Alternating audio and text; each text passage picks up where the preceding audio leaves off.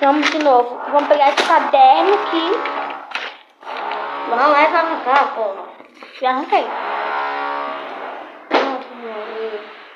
E canetinha.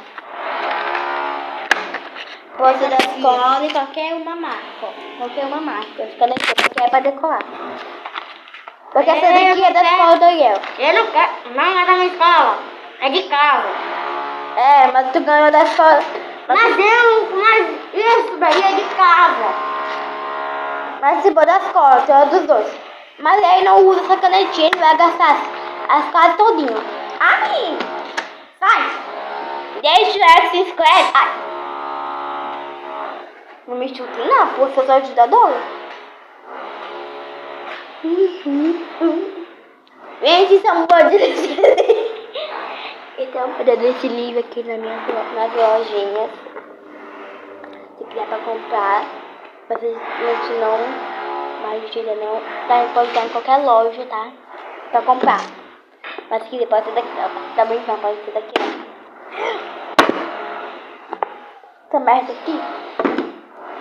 Ó, essa canetinha pode ser dessa marca aqui também, ó.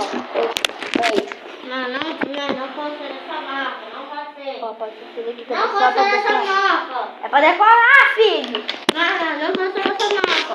Só dessa aí, viram? Deixa eu fazer uma coisa aqui. Pode ser de qualquer um.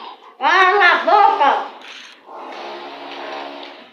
Vai, eu vou falar pro pessoal aqui rapidinho. Ai, gente, tá ficando aqui. Gente, ele tá falando que não é pra fazer de qualquer marca. Só quer, mas pode fazer de qualquer marca. Ai, eu!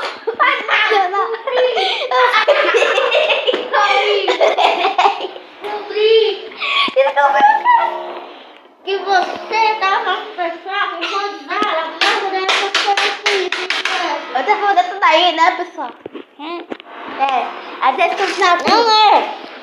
É, gente, não é não. É sim. É tipo de canetinha, né? É, pela tampa. Perdemos a tampa. Que tampa? A da canetinha da mãe, meu filho, mas depois de pouco. Pode ser dessa marca mesmo.